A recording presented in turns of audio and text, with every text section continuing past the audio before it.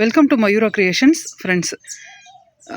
பூக்களில் ரோஜாக்களில் காஷ்மீரி ரோஜா மட்டும்தான் பூ மட்டும் இல்லைங்க, இலை கூட அழகு. இது நான் க்ரீன் ஷேடு கீழே எடுக்கிறனால அந்த கலர் உங்களுக்கு தெரியுதா என்னன்னு தெரில. இது காஷ்மீரி ரோசா, மெலிதான மணத்தோட ரொம்ப அருமையாக எல்லா கிளைமேட்டுக்கும் வரக்கூடியது. இது இலைகள் கூட பாருங்கள், அந்த ரெட்டை பிரதிபலிக்கும். இது தெரியும்னு நினைக்கிறேன். கொழுந்து இது நல்லா வெயில் எடுத்து போட்டோன்னா அந்த கொழுந்தோட கலர் தெரியும். அந்த இலைகள் தளைஞ்சு வரும்போது கூட அதனோட ரெட் கலரை காட்டும். அவ்வளோ அருமையான ஒரு வெரைட்டி. நல்லா நிறைய பூக்கும். பூ இந்த சைஸு இன்னும் கொஞ்சம் ஒரு சுற்று பெருசாக பூக்கும், அவ்வளோதான். ஆனால் ரொம்ப நாள் வரும், நிறைய பூக்கும். நமக்கு தரையிலையோ இல்லை மொட்டை மாடியிலையோ எங்கே வேணாலும் வைக்கிறதுல ஒரு ரோஜா அப்படின்னா இந்த காஷ்மீரி ரோஜா தான். எவ்வளோ அழகு பாருங்கள். அப்படியே அது தளைஞ்சு வரும்போது பார்க்குறதுக்கே அவ்வளோ அழகாக இருக்கும்.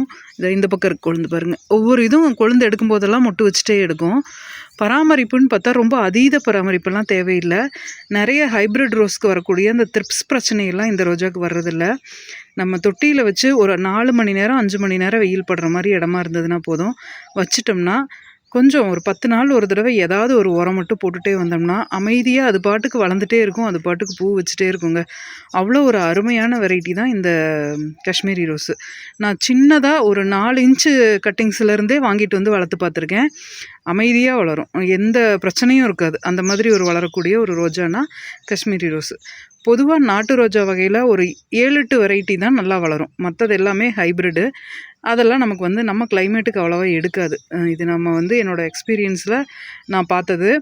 இந்த ரோஜாக்கள்லாம் எந்த கிளைமேட்டாக இருந்தாலும் தப்பிச்சு வளரும். 115 டிகிரி வெயிலே போனாலும் அடுத்த அப்படியே அந்த கிளைமேட்டை கண்டினியூ பண்ணி அடுத்ததில் அப்படியே தளைஞ்சு வந்துடும்.